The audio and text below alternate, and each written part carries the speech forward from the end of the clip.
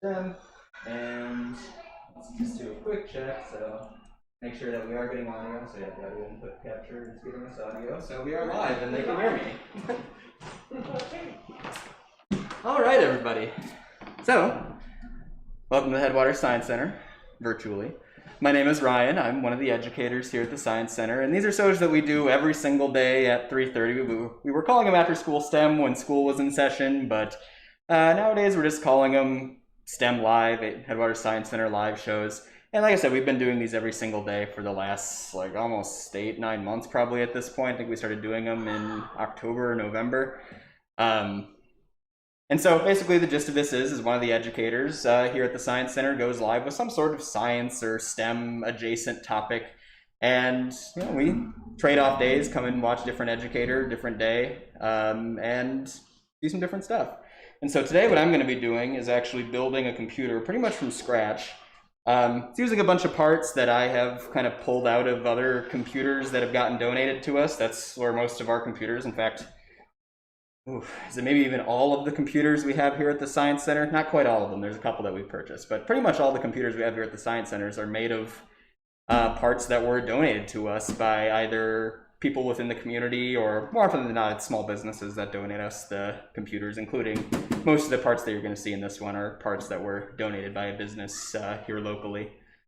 And so basically what I'm going to be doing is cracking this case open, and we're pretty much starting from as close to scratch as you would ever start building a computer. So I figured it'd be a good opportunity to kind of go through the steps of when I do need to do something like this, kind of how I do it. And so also of note, I am vaccinated, so I'm going to be taking my mask off, so it's a little easier for you guys to hear and read my lips here. Toss that to the back. But to start, we have a case. As you can see, the case that we have here has a sticker on it that says 2013 on the front. So this is an example of one of those cases that was donated to us by a small business. So the computer that once lived inside this case was first assembled in 2013. And the parts that we're going to be putting in it are going to be relatively contemporary to that time too. Although cases honestly don't change a ton. We could put much newer, we could put much newer components into this case and still have it be fully functional, fully fine. Just so happens that we happen to have a lot of parts that are from around that same time period, so that's what I'm going to be putting in here. And as far as taking a look at it, so this is the front here. Pretty minimal design. Some of them get a lot more complicated than this, but we have our power button here. This is our reset button, so if we just need to restart the computer without going through like a whole power cycle, you'd use that button. A couple USB ports on the front, and then a couple audio ports as well. And if we go to the back. Put a white piece of paper underneath. It's just hard to see. Okay. Maybe something better. Yeah. Blending into the. There. It's just blending into the black table. There. That makes sense. Good looking out. And that's Anne behind the camera here, who's with me helping out today. Mm-hmm. Oh yes, that's much easier to see what you're doing, I think. All right. On the back, there's not a whole lot in there right now, but we'll kind of go through what we're adding in as we're adding it in there. But of note on the back is also how we're actually going to get access to the inside of this computer here. And this one's pretty easy. It's just got 2 thumb screws here, so I just got to loosen these by hand, one at the top, one at the bottom. And then turn it on its side, and this just kind of slides off now. I'll put that aside. And just the other back too. So yeah, and once we start working inside here, it might be worth it to move up and angle down a little bit, but I'll try and illustrate what we're looking at here. So like I said, this is about as good at a case as you're going to find. You'll see there are still a couple cables in here, and these are the cables for those buttons I talked about on the front. So we have, this is for the USB ports, this is for the 2 audio ports, this other bigger one, and then these little ones here are for like the power button and all the little LED lights, the little glowy bits on the front that let you know the thing's turned on. But we're not going to use those just yet. Slide this to the side. Next part, kind of our most important part, arguably, depending on who you talk to, is going to be our motherboard. And like I said, we're using a little bit older parts here, because like I said, that's pretty much all parts that got donated to us. And so what we have here is a LGA, I think it is 1155 motherboard. And so, like I said, this is a motherboard that would have been contemporary in like 2011 through 2013, 2014 or so. Kind of a low-end one, to be honest, not a super in-depth motherboard. But the motherboard is really important because this is basically what most of your other hardware components are going to be plugged in to. So the power supply for the computer, once we get that hooked up, is going to plug into the motherboard, and then we basically plug everything else into the motherboard, and the motherboard is what distributes the power. And so, a couple things to note. We have our slot for our CPU here, and the CPU slot is what I was referring to when I said LGA 1155. That's kind of how you do like generations of motherboard, is basically what slot this has. The LGA stands for, I think it's land grid array. The GA is definitely grid array. I'm not 100% sure on what the L is. And this is as opposed to a PGA, which is I think a pin grid array, which is what AMD branded motherboards will use. Motherboards for AMD CPUs will use. So ours is an LGA, which is for Intel brand CPUs. And so when we're putting a CPU in, this is kind of maybe arguably the trickiest part of assembling your computer, and it happens to be usually the first thing you do when you're actually building one kind of from scratch like this, is putting the CPU in. And so it changes a little bit from board to board, but the general gist of it is we have a little lever on the side here that's being held down by this like little hook on the board. And so we pull this out to the side, just let it come up, tilt it this way, and you can see as it's coming up, these feet are coming out from underneath this screw here. And so when we pull it, it pulls out from underneath the feet, and we keep pulling it, and the metal piece lifts up. And then I do have a CPU here.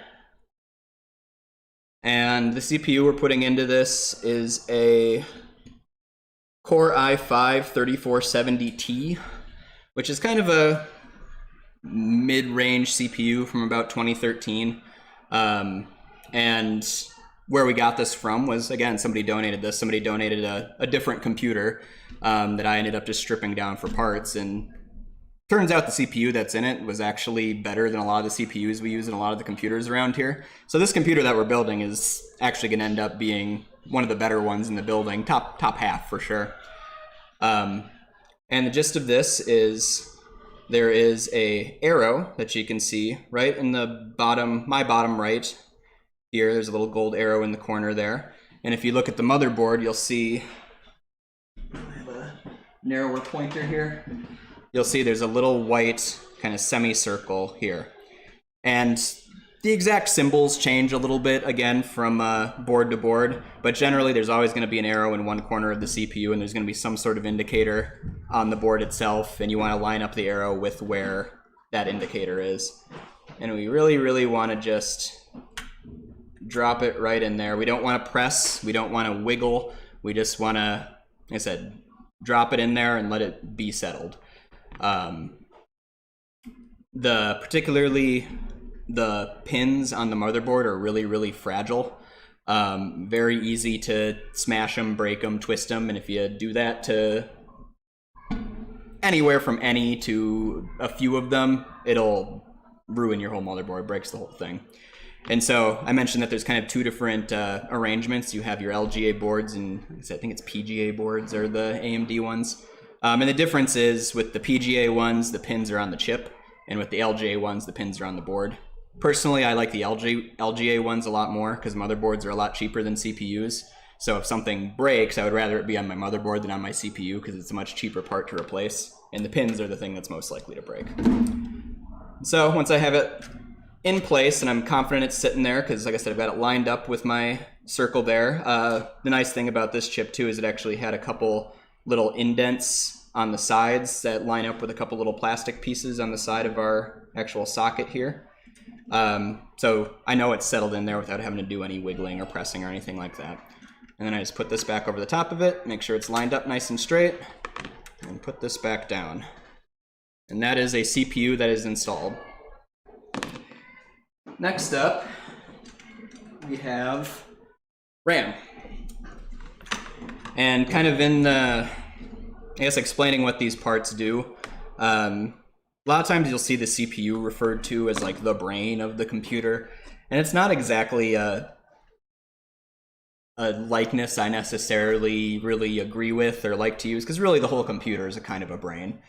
What the CPU does is it is the thing that is kind of breaking down most of the day. It's the thing that's doing basically most of the math for the computer. And so it, depending on the process, is probably like the singular part that is like most impactful for the performance of your computer. Like I said, it changes a little bit from task to task. Some things are more CPU intensive than others. For example, if you're streaming, it's very much a CPU driven thing as opposed to a lot of these other parts we're going to be talking about. And so RAM has a very specific function as well. And RAM stands for Random Access Memory. And kind of what you can think of RAM is a very small amount of storage, but very fast storage. It's almost like a hard drive, but it has very little space on it, but it's way, way faster than a standard hard drive is. And basically the way RAM works is, like I said, it works in tandem with your hard drive as well. And the metaphor I've heard for it that I kind of like is that if you imagine a warehouse, your hard drive is like the shelves on the warehouse, whereas the RAM is like your loading bay. Like the things that do really well when you start adding more RAM is like changing between applications. The like kind of cheap, like I don't want to pay for any software way of like stress testing your RAM that a lot of people will use is open up Google Chrome and just open up as many tabs as you can and see how far you can go until the computer crashes. So having lots of different things running at a time is kind of what RAM is really good at. It's kind of your phrase is like the short-term memory for your computer a lot of the time. And so this board has 2 RAM slots.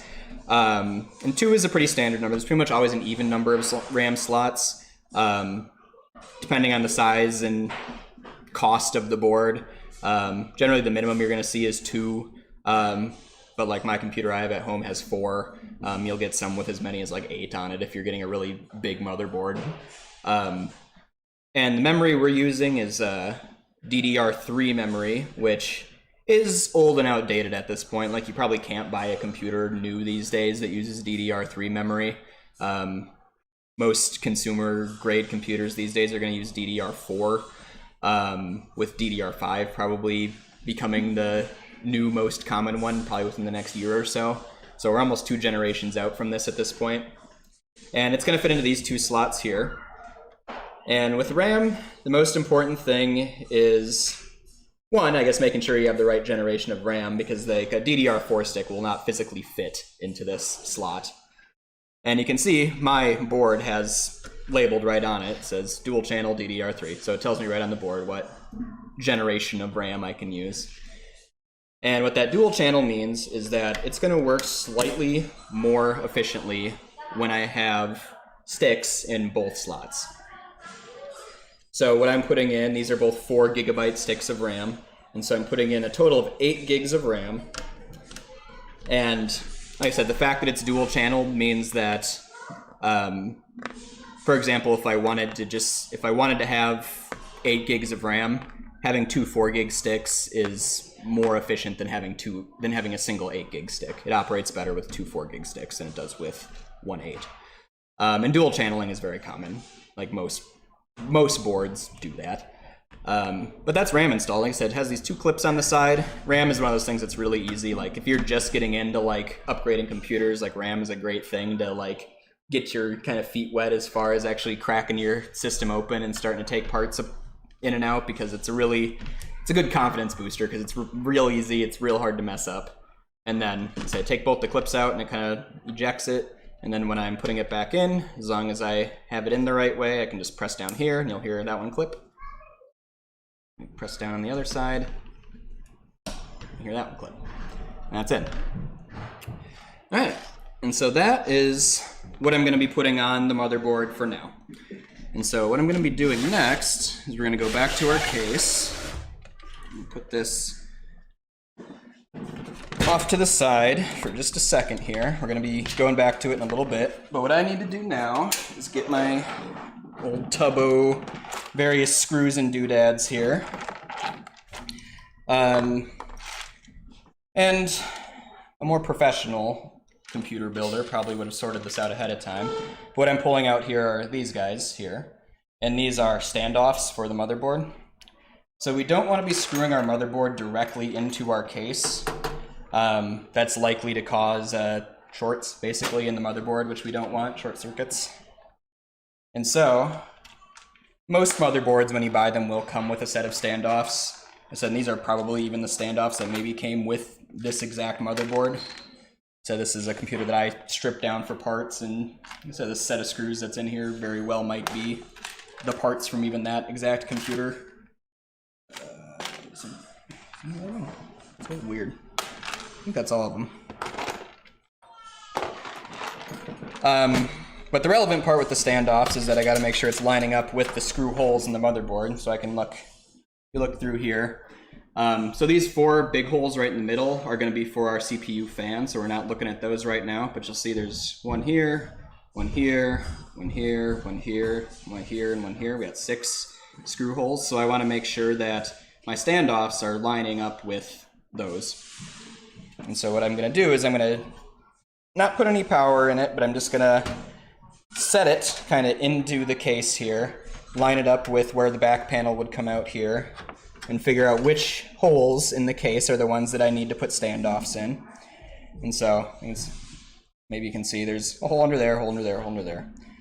And so I'll pull it back out now that I know what I'm looking at, and then I'm just going to put these in and just hand tighten them. They don't have to be the tightest things in the world. So there. There.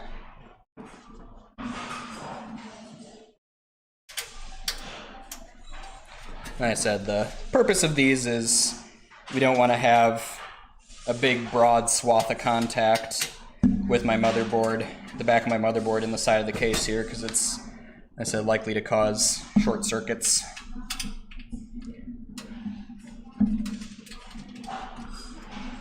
Put my standoffs in, just like that. And now I should be able to take my motherboard and set it on here and line it up with those standoffs. Just like that. I think they're all lined up good. The other thing I'm going to pull right now is this. So this is what we'd call the face plate for the motherboard. So you can see we have a bunch of connections here, and we also have a big rectangular hole in the back of our computer here. So this hole is where like all of these connections are going to pop out. And so this is a thing that is one part just like for sake of appearances, but it also is kind of handy as far as like keeping dust and grime out from the inside. So we're going to slot it in like that, and then when we put it in, so that's going to slide into that rectangular hole that I showed you in the side there. So it's kind of snaps into place. Like that. We'll put our motherboard in. Make sure it's lined up. All of our ports are lined up with the ports on that plate, and also that all of our screws are lined up with our standoffs. It looks pretty good. Go this way and get a little more light in there for you. Now, I gotta find 6 screws in here. Again, my old tub of screws.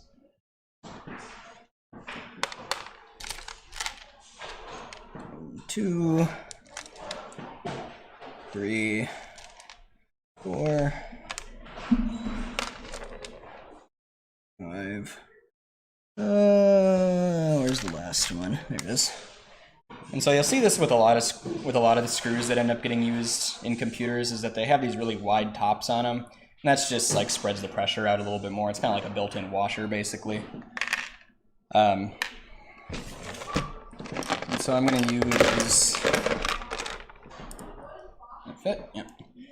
And this is really, for the most part, the only tool you need for building a computer. Like if you're worried that it's going to take, a whole bunch of, cracking the toolbox open, to actually get this done. It really, for the most part, doesn't. It's pretty much like the only tool I'm going to use this whole time is a Phillips head screwdriver, and I might use a couple of them, just based on the different screws I'm using. I might actually swap to this one here. And when I'm putting these in, I'm not getting them like real tight. I want to make sure I'm not like cracking the motherboard underneath. So I'm just getting them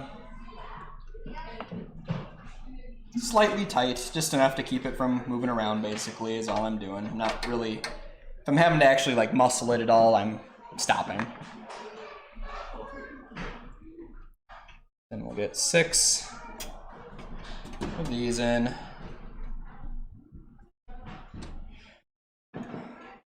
So in exactly the order that you do this stuff in kind of depends on personal preference. I know a lot of people like to put the CPU cooler in before they actually put the motherboard into the case, which, yeah, I can see the appeal of it, like, because operating inside the case is always a little bit more complicated than operating outside of it. It's just a little bit more cramped in there. Personally, I like to do the cooler very much towards the end, just it's kind of big and bulky on its own.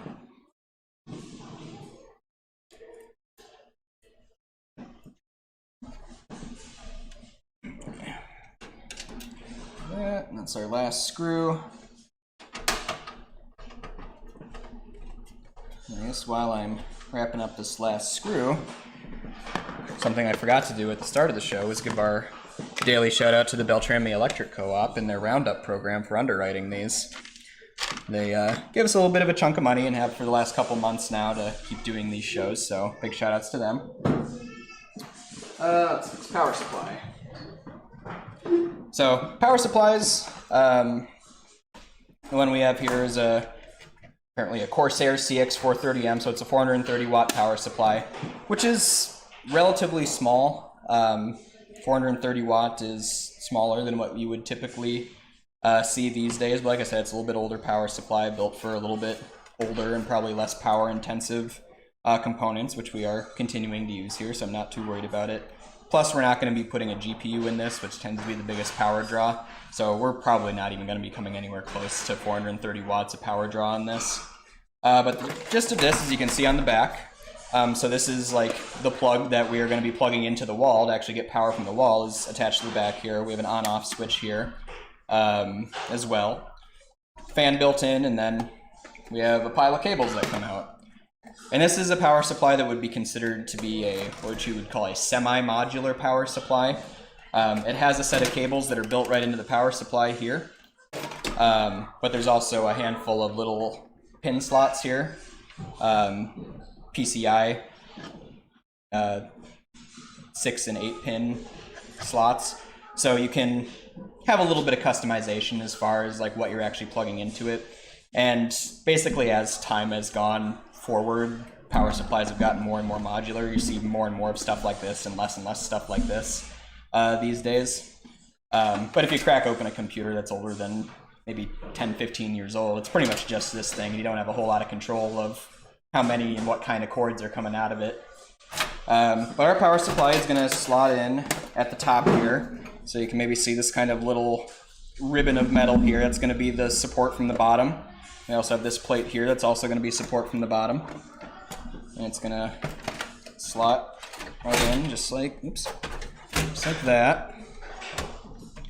And then it has some holes in the back that are going to line up with holes on the power supply that I'm going to be screwing some little bit bigger screws into here. So this is going to be a tough angle, kind of.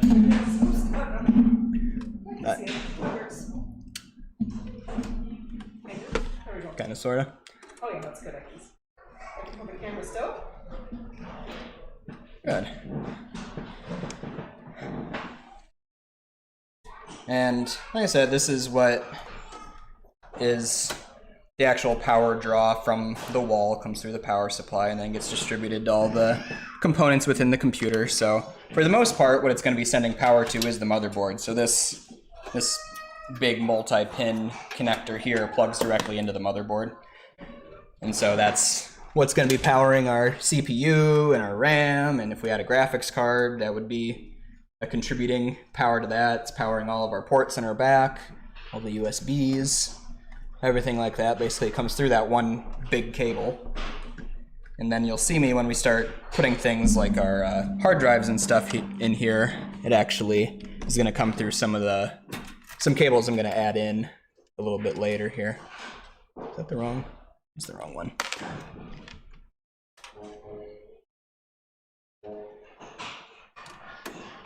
Like that. And there we go. Secure. That's basically our whole back panel all set. Just like that. Okay. Next, what do we do next? Let's plug in our front panel connections here. This is something that I might actually take a quick kind of pause here and look a thing up on my phone, because this thing has to be put in a very specific order and I can never remember what it is, so I want to make sure I do it right for y'all. But I can get these two in pretty easy. So you can see this one says USB on it, and then similarly there is, and you're probably gonna have a hard time seeing this, but these are gonna be connecting to a few of these like little pinny ones at the bottom here.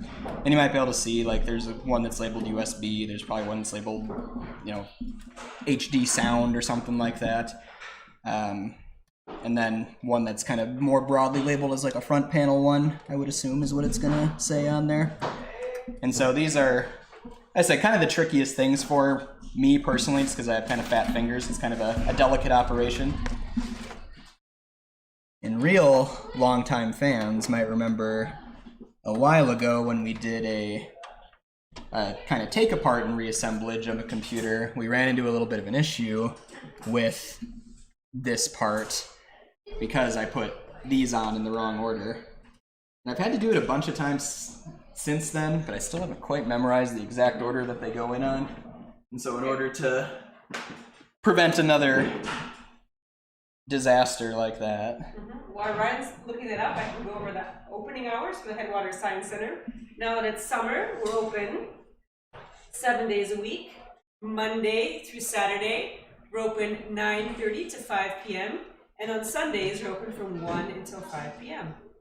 You can see I just pulled up a little quick graphic like that. And I've even seen, like, in some newer computers, they'll actually have this like color-coded within the panel and on the cables. Why they don't just have it as like one piece like they do with the audio, I honestly have no idea. It seems like something they could do but have opted not to, but I'm sure there's a reason for it. And so, let's see. So I'm trying to put it into the one on the left here, so it's kind of oriented. It's tricky because my phone keeps wanting to crap. It's oriented this way, is how it's oriented. And you can see there's 9 slots and there's one that doesn't have a pin on it. So that's how I know which direction it's supposed to be, is by the one that's missing a pin, where that's located. And so I have, these are individually labeled. So I have 2 little power LED pins that are going to be this one. It's a positive and a negative. So we'll start with those. And those are going to be the near to me on the right side. So this is a pretty fine operation here, but rest assured, I'm putting pins on things. So we have our hard drive LED, which is this one. And that's going to go right below our power button LED. So these two are just for lights, basically, that light up when the computer's on to let us know it's turned on. These other 2 are for the actual switches themselves. So the reset button is here. It's on the bottom. It's a little further away from me. And the actual power button is here. And that should, hopefully, be correct. And so that's that installed. And so that's our whole front panel is now installed. Next thing we have up. Honestly, kind of the reason that I decided to do this today was I got something in the mail yesterday, which is this MX4 thermal compound. Kind of colloquially, you hear this stuff just called thermal paste. And what this is stuff that you put kind of in between the CPU and the fan to facilitate a better connection between the CPU and the cooling element. So you really don't want to install a CPU without putting this stuff down first, because your CPU is very likely to overheat very quickly under really any burden at all. If you're buying this stuff new, usually it'll come with a fan that looks kind of like this, and usually there will be some thermal paste that's pre-applied onto the bottom of the fan. But because, like I said, this is kind of a Frankenstein of a computer that I'm putting together from scrap parts, I gotta apply it manually myself, and I didn't have any thermal paste here, so I've been waiting to build this computer for a while, actually. And as far as the amount of thermal paste goes, basically you want to have an amount that is about the size of a pea, is about the amount that you're supposed to put on. And you put it right in the middle, about like that. That's maybe even a little more than is necessary. And then when I put the actual fan on, basically it's going to get smashed, and it's going to cover the entire surface of that chip, and like I said, kind of facilitate contact between the chip and the bottom face of this. And so, that being said, we'll put our CPU fan in. And this is just a stock Intel one. So, like I said, it's for an Intel chip, it's for an Intel bracket, so it should fit in no problem. Like I said, we're going to use those 4 big holes that I talked about a little bit earlier. That were ones that I didn't put screws in for the standoffs before. And then these just have these little hand tightener plastic things here. So then, make sure everything's lined up.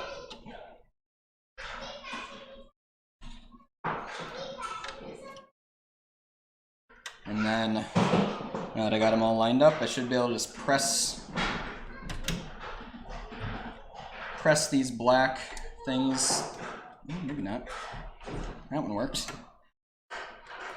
So I might need to do a little retool in here with this, but one of the issues that I oftentimes have with these stock Intel coolers is the bottom parts don't always necessarily latch in exactly how they are intended to. So it's supposed to be kind of a 2-part thing where you have like a kind of a sheath, and then there's like a plastic thing that comes down through the sheath. And a lot of times the plastic thing and the sheath will kind of ascend and descend together rather than being 2 separate pieces. And that might be what we're dealing with here. This is probably another one of the reasons why people a lot of times like to do CPU fans separately, but I think I got it pretty close. Maybe I have one that's loose still. There we go, that was the one. Right there. Okay.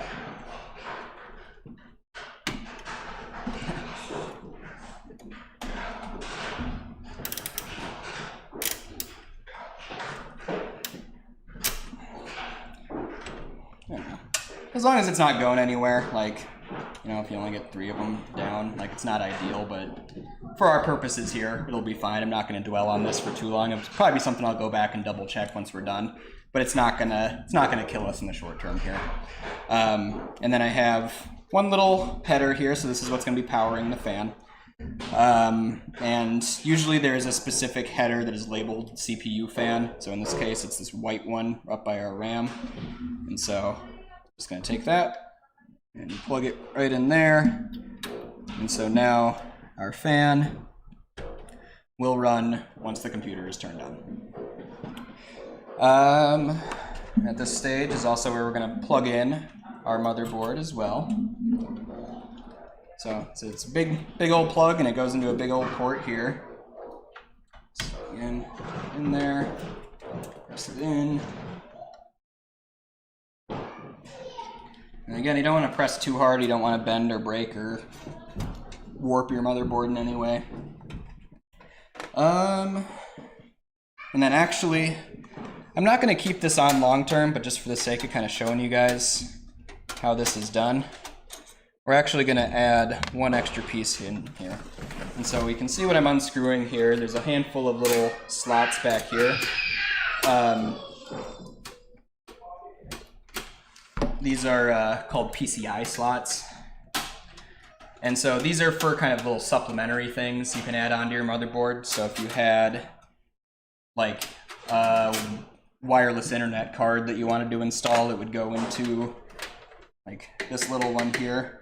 And what I'm going to throw in is actually going to be a GPU, a graphics card. Is this oh no, there it is. And so this is a GPU. It's a very old one, one that I keep around, not so much to use as a GPU, but every once in a while we stumble upon some reason where we want an HDMI port on a computer. And you might have noticed, this computer does not have any HDMI ports, and that's true for almost all of the computers in this building are old enough that they don't have HDMIs on them. So on the occasions that I need to have an HDMI port in a computer, I use this guy.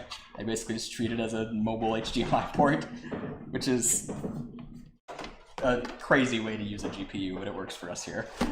And this is going to go into again, this PCI slot here. And so that's this big blue one. And again, this is something where you'll see, depending on the motherboard, there's usually, if it's a motherboard within the last 15 years, it's going to have a PCI X16 probably in it. Bigger ones, again, will have more. Sometimes what some people will do if they're really getting into higher end kind of enthusiast computer builds, they'll even have multiple graphics cards in it that they'll kind of daisy chain together.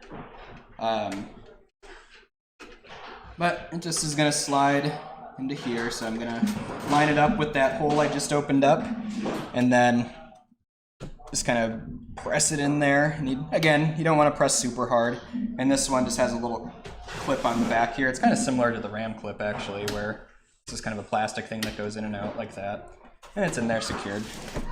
And I'll screw it in just for the, again, sake of being a actual kind of completionist here and doing it right. I'll batten it down. Like I said, I'm going to take it out as soon as we're done shooting here, but like I said, for the sake of showing y'all how it's done. Put the cover on. So, and usually GPU is like the last or one of the last things you put in, just because they tend to be kind of bulky and take up a lot of space. And they're hard to work around. And modern GPUs are pretty universally quite a bit bigger than this one is. Like I said, this one is from probably 2008 or so. Again, a piece that came in a computer that somebody donated to us because they didn't want it anymore. Like I said, it's not all that valuable as a GPU, but it's kind of the loose part around here that I probably use more than any other because, like I said, I use it as an HDMI port. Oh, fan. We have a case fan here. So this is going to hook up kind of on the opposite side here is what we're going to use this for. And let's see. I always kind of struggle to remember which direction these fans are going to blow. I want this to be an exhaust fan, so I want it to be taking air from inside and blowing it out. I'm going to be putting on the back here. And I think usually, if I remember right, and like I said, don't quote me on this because it's one of those things that I gotta like think about and like check and flip around every time I'm doing something like this. Usually whichever side has the logo on it is the side that is the out. And generally in most computers, you'll do at least 2 fans. I'm just going to be putting one in here just for the sake of showing how to do it.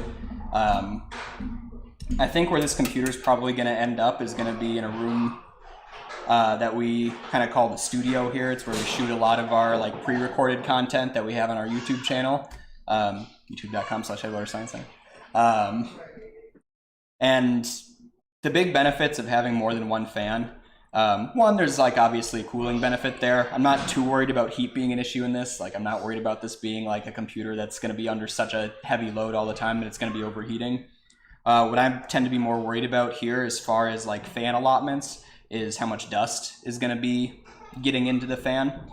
And so it's kind of weird to think about, but you're creating a pressure differential by putting fans into a computer. And so if I just have an exhaust fan, kind of counterintuitively what you see is you tend to get more dust inside your computer because you're creating a negative pressure area inside of it. Whereas if you just have an intake fan. Basically, you're creating a higher pressure area in there, so they tend to get less dusty less quickly, but they also tend to cool a little bit less efficiently. So because this is going into a room that is like kind of up and away and doesn't have a whole lot going on in it beyond when we're in there shooting, I'm not that worried about dust, so I'm just going to do an exhaust on this one for the sake of saving parts. And the way this fan works, I just got to line it up with the hole in the back here, and then it's got some pretty specific screws that go with it. And let's see.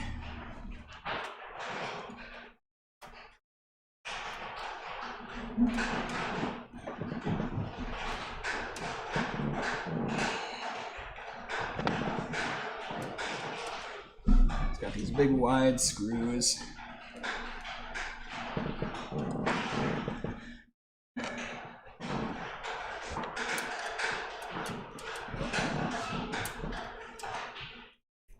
Oops, wrong hole. Get out of there. Kind of, I suppose I can do this. There's nothing that's not bolted down in there. Oops, I don't have a camera here to see you, but there.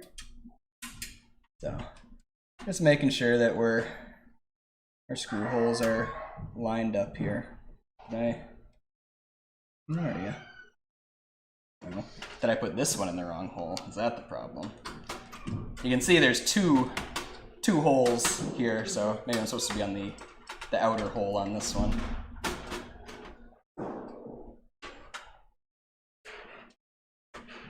Yep.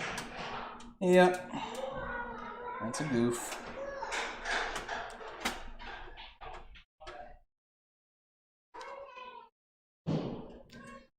So, and this has taken me, gosh, we're probably already going long on this show, but that's okay. And then, like, I'm taking the time to explain all this. When I'm doing this, like, by myself, just quick building a computer, I can usually do this in 20 minutes.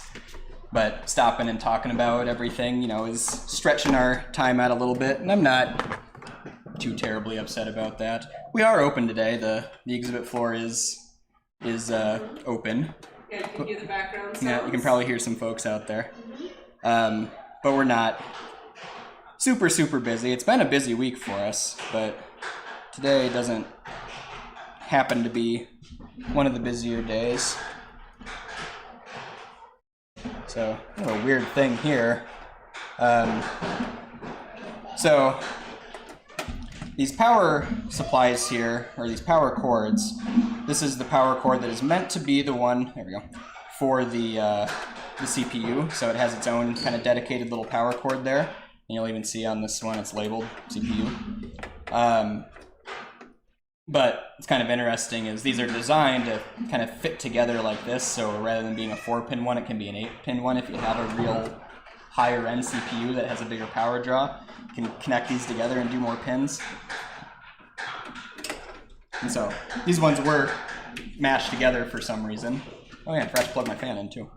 So I screwed the fan in, but it needs to get plugged into the motherboard as well, and its header is here. Probably should have done that before I put the GPU in. And I gotta sneak it in there in a pretty tight little spot. Like I said, people usually do GPUs last for a reason. There we go, I think that's on. Yep. So CPU's plugged in, fan's plugged in, motherboard's plugged into the power supply, GPU is plugged in, front panel's plugged in. All that's left are hard drives.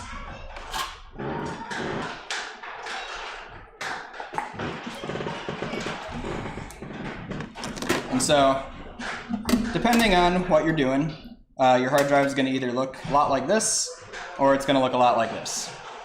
This is a little bit newer model. They're a little bit smaller. They're 2.5 inch, whereas these are 3.5 inch. And so, this is kind of the older model here. This is a 3.5 inch hard disk, or HDD.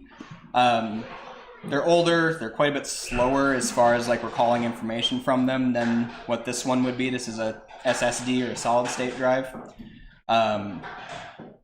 But the nice part about them is they're, as far as the amount of space you're putting in them, they're a lot cheaper for the amount of space you get. So this is a 500 gigabyte hard drive, this one, which, gosh, I don't know, you could probably get this for less than $50 these days. whereas a 500 gigabyte SSD, you're probably spending over 100 on it.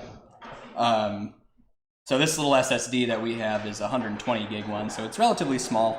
And so what I end up doing actually with a lot of the computers here is I'll take an SSD, I'll put one SSD in it, and this has my Windows install on it.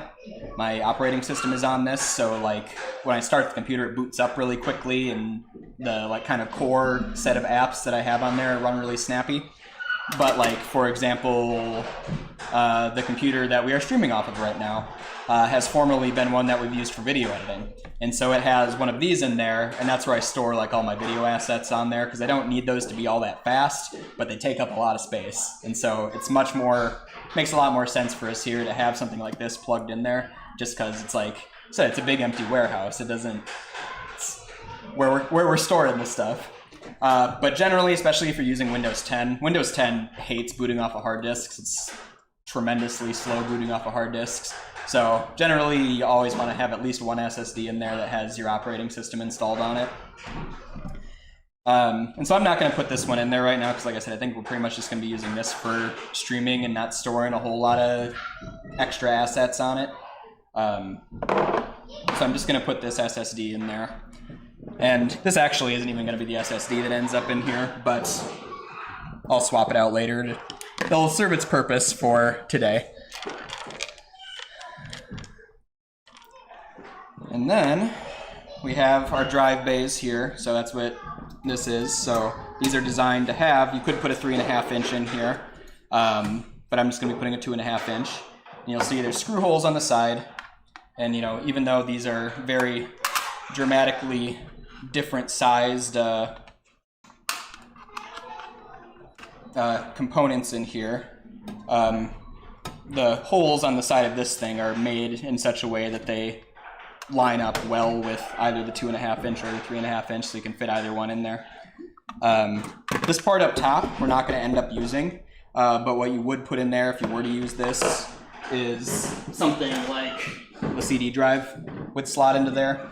And so it actually uses the same connections that a hard drive would do. It's called SATA ports.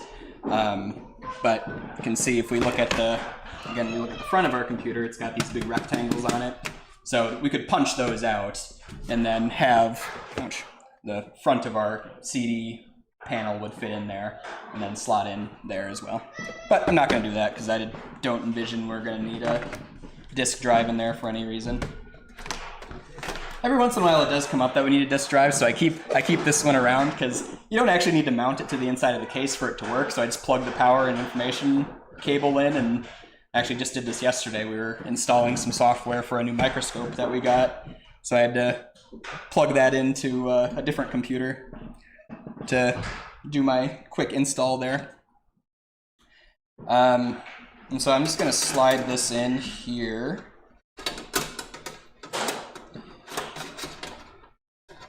And again, there's holes that line up with the holes on the side of this. One of the things I don't love about putting 2.5s in these drives is you kind of got to hold them up in kind of a goofy way to actually get them to maintain their lined up status. The screws might be too big. Oh no, this fits. Yeah, it works. No, it doesn't. It is too big. I was right the first time. No, second time. Let's see. Do I have... There we go. A bit smaller one there. So these are the same size screws that we used when we were putting our motherboard in. Whereas the ones I was just trying to use there were the same size screws that we used with our power supply. Like I said, they're a little bit bigger, the power supply ones. So it was fighting me a little bit to get in there. I probably could have done it if I really wanted to muscle it in there, but why do that when I have easier ones right there? And what I'm doing, as far as getting my kind of line up right, as you can see, I have the back screw is just right on the very edge of this hole here. I said with a port like this that's kind of designed for a bigger hard drive than this, it's easy-ish to fall into the trap of pushing it too far in there to the part where it's hard to get access to it when you're plugging your cables in. So So I bring it kind of as close to the front as I can, just for accessibility's sake. That should tighten right down pretty easy. So there's our hard drive locked down. Now we have, you recognize this, so it looks a lot like the cable that we used when we plugged our CPU in. And so this is the kind of opposite end of that cable. It's the male end of that cable. And that's going to plug into, remember we saw all those holes that were in the back when I was talking about power supplies and modular versus non-modular. So that's going to plug into the back of one of those. So there's a 6-pin back there that I can slot that right into. Pretty easy. Pretty easy, he says, as he struggles with it for a few seconds here. It's also hard to get out of camera when you're doing it. Yeah. It's hard to get. There we go. And then, so this is the power for the hard drive. And you can see the cables we have here, we could actually hook 2 hard drives up. We could actually hook 2 hard drives into it pretty easily. I'm just doing one for now, but like I said. So it's going to plug right into the wider of the 2. And if we want to look at the SATA port, the SATA port is actually kind of, basically it's 2 ports. And so they're both kind of the same shape, but the wider one is for power, the smaller one is for information. And so the one we just plugged in was the power, so I plugged into the wider one there. And then this one is going to be our information cable. And so that's going to plug into our SATA ports, which are down here on our motherboard, down in the bottom left corner. And it's usually about where they're at. They move around a little bit, but usually that bottom corner is the spot. Plug it in there, and it has just a little clip on it, so you can really feel it snap into place on these ones. I like these cables a lot. And then similarly, it has its own little port on there. And now, assuming we did everything right, this should be a fully functioning computer we're looking at. So let's give it a shot. Stand it up, and I have a monitor and a keyboard and a mouse over here. We have USB ports on the back there. Those are part of that back panel that we set up. Remember we were talking about the back plate, so our USB ports are poking out the back by that plate. It's not lined up exactly perfectly, actually. Maybe we'll fix that later. Should still work fine. Are you a fan? What was that? Do something. And we're going to plug in all of our power. So you can see our power cable there. So I'm plugging this into the power supply in the back. Remember we showed you that port in the back. And into my extension cord that's running into the wall behind me. And then I gotta do the same thing for my monitor. I didn't plug my monitor in before we started. So I guess we can take a look at that too. So again, we've got some little bit older monitors here, but one thing that's kind of nice with monitors versus actual towers is they kind of use the same power cord. So I just have a pile of those same cords laying around. And let me know if when I plug this in, you should see a Dell logo pop up on that monitor if everything is going right. Is there a Dell logo there? Yeah, let me see that. Perfect. There is a, oh, yeah. There's like a layer, but now I think the camera can see it too. Oh. And so, finally, we have our DVI cable, which, again, some of you out there might be chuckling at us. We're still using DVI here, but hey, it's what we got. And this is going to be what's actually connecting our computer to our screen here. And so I'm going to plug it in the back here first, slides in, and then I just got to twist. So there's a port that looks like this in the back, and so I plug it in, and these are how you tighten it down. I'm doing that, and then I got to do the same thing in the monitor. You can see, basically that's what they look like, and the one next to it is a VGA, which is another port that you could use. Our computer has, that we have here, actually has both of those ports. So could use either. I'm using a DVI right now though. This is my preferred one. I like DVI more than VGA. It's a digital connection rather than an analog one. Alright. Now, I gotta flip the power switch on the power supply. And, Andy, you want to do the honors of pressing the button in the front Okay. of this. Should be over here someplace. That's right here. Wrong side. Okay. Are you ready? Here we go. Oh, I see a blue light going on. That's a good sign. Fans are kicking on. You might be able to hear those, especially since our microphone is right by it. I'm going to angle this over. There's a glare. Yeah. And so what you're seeing here is computer memory change. Please enter setup. And so this is good. It's saying, hey, the hard drive that we have in there, last time it booted up, was booting up on a little bit different hardware than what we have in there now. So it's just double checking, making sure everything is working correctly. And so it wants us to go into BIOS, and this is a good chance for us to check, making sure everything's there. And so I can go with the arrow keys here. Oh, I guess I can't on here, but if I look at it, it says SATA port 1. It says crucial CT128, so that's our hard drive that we plugged in. So it's detecting that, and that's the one that has our operating system on it, so that's good. We like that. The other thing that's always good to check is boot order, hard disk, so our crucial yada yada yada is on there, so that's good. And let's see, where's our RAM stuff on here? Current DRAM frequency, 1600 megahertz. That's good. That's what it should be at. Which also presumably means it's detecting our RAM, which is great. So, seems like everything, here we go, physical memory, that's what we're looking for, is 8,192 megabytes, which is 8 gigabytes, roughly. And so that tells us that all of our RAM is being detected as well.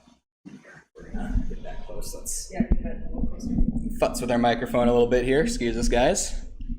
Just trying so you can see the screen. Yeah, I mean, obviously picking up a screen on a camera is not the easiest thing in the world.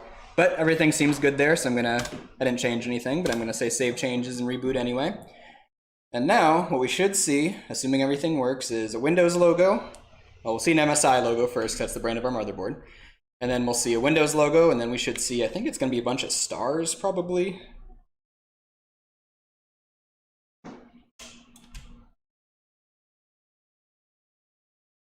Weird. Why would that be? Oh, there it goes.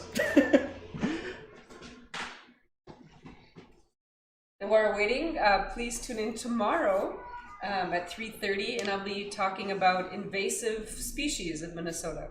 Yep. So yeah, Ann and Chuck will be on tomorrow, and like I said, they're going to be talking about invasive species and using the exhibit we have upstairs about it, I assume. Kind of talking about some of that stuff. So if that sounds interesting to you, what's happening now? This is a running theme with my computery demos that I do, is never works exactly how I want it to. I mean, we're getting power to our computer, and we saw that we were getting a display to our monitor, because we had our, what we call BIOS up earlier. Let's see if we can... Where it says digital input. Yeah. Entering power save. Okay, so what's happening? Oh, I know. It's that darn graphics card I put in there. Aha. So, what the problem is that when it has a graphics card in there, what I did is I plugged my DVI cable into my motherboard rather than my graphics card. But when you have the graphics card in, it'll default to saying, hey, we want our video output to be the graphics card. And so the problem we're getting there is the computer is working, we're just not getting any display because I had it plugged into the wrong display port. And what you're seeing now is a very big, very low resolution version of the desktop for that computer. And so this is normal because this computer doesn't have the drivers for that graphics card installed. So what graphics cards will do before you install the drivers for them is they'll default to whatever the lowest resolution mode they offer is. And so what we would do, and I don't have an internet connection hooked up to this computer, but what we would do if I was going to keep that graphics card in is I would get an internet connection, download the drivers for that graphics card, reset it, and then it would be running at the proper 1080 resolution that the monitor can handle. So everything's working. that is, like I said, a computer that we fully built from scratch. The desktop's a little bit of a mess because, like I said, the resolution has changed a bunch. And actually what this hard drive that I put in there for is the old hard drive for the streaming computer. So this is, you can see the mess that I make when I'm editing video is what is happening on that desktop right now. But like I said, it's not going to be the one they're actually going to keep in there. I've got another one that I'm going to slot in there. I just actually left it at home because I left it in my pocket in my pants when I went home yesterday. But like I said, that's a successfully built computer from scratch. And how long did that take us? What time is it? It took us an hour. About an hour. Like I said, we were going pretty slow there. I was making it a point to kind of explain everything there. But hopefully that was informative for any of you out there watching. If any of you are interested in building your own computers, like I said, hopefully that'll be helpful for you. And if any of you have old computers that are at your house or place of business or whatever that you own, like I said, we love when we get people donating computers in here. I said at the very least, we'll strip them down and pull the RAM and the hard drives out of them and give the rest to the after-school clubs that you take apart with. Because, you know, knowing how to, being comfortable opening up a computer is a valuable skill set, especially going forward. So we like to have our after-school clubs and camps get an opportunity to do that type of stuff. And so, like I said, we appreciate when people donate those types of things to us. Otherwise, again, shout outs to the Beltrami Electric Co-op for underwriting all these shows that we've been doing for the last few months here. And then Ann mentioned our open hours, but I'll reiterate it just because it changed recently-ish. It's probably been a month now, but we're open 7 days a week. Monday through Saturday, we're open 9:30 to 5, and then Sundays we're open 1 to 5. So you can come in and visit us any of those times. Depending on the show, we might invite people from the exhibit floor to come in and visit with us too, and even potentially participate in the show. But like I said, hopefully you enjoyed that. Tune in tomorrow to see Ann and Chuck in the invasive species demo. And like I said, keep tuning in. See you tomorrow.